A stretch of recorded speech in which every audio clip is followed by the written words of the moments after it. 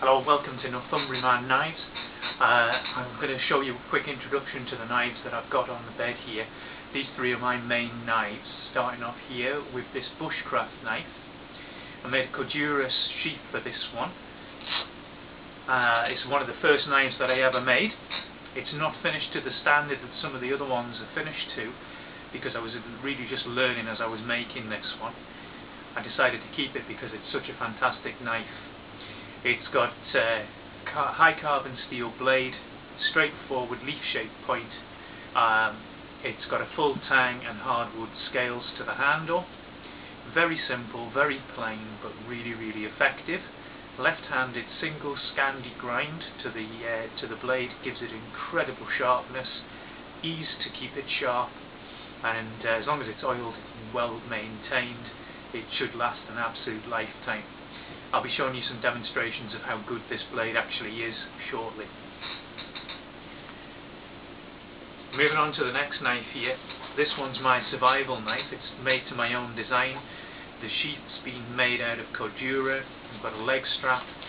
I've added a first aid kit to the leg strap. I've got a small pouch on the front here.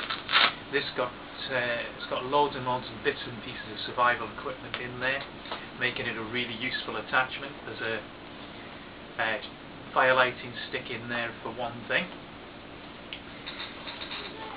The knife itself is a very heavy bladed knife, very thick, single piece of construction, again with a full tang to it, hardwood scales for grips. Shaped the handle on this one to give some extra grip. It's a single bevel, but it's a double grind on this one, which means that it can be used effectively in either hand, which is really useful in any kind of survival situation. There's a clip point and a very obvious bellied point on the blade. That gives a great chopping edge. I took down a small ash sapling with this in about 4 or 5 strokes the other day. The clip point's been sharpened to a chisel edge, which is great if you want to do some skinning or anything like that. I did put a saw edge to the back of the blade. It's too short to be of any real use, but it does give a nice finish to the knife. And again, this one's carbon steel, and as long as it's kept oiled and looked after, that should again last an absolute lifetime. It's had some real hard use, that knife. The final one that I'm going to go through here is the biggest of the three. This one's my bushcraft machete.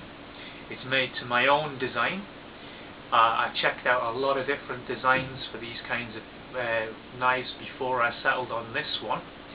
The belly on the blade allows a great chopping edge. It'll go through anything from saplings right up to big logs. It's great for hardwood. You can use it for brush clearance in the same way that you could a parang machete. It's a lot easier to use than the kuri because it isn't shaped in that slightly awkward curve that the kuri comes in, but it's at least as heavy and at least as thick as a kuri.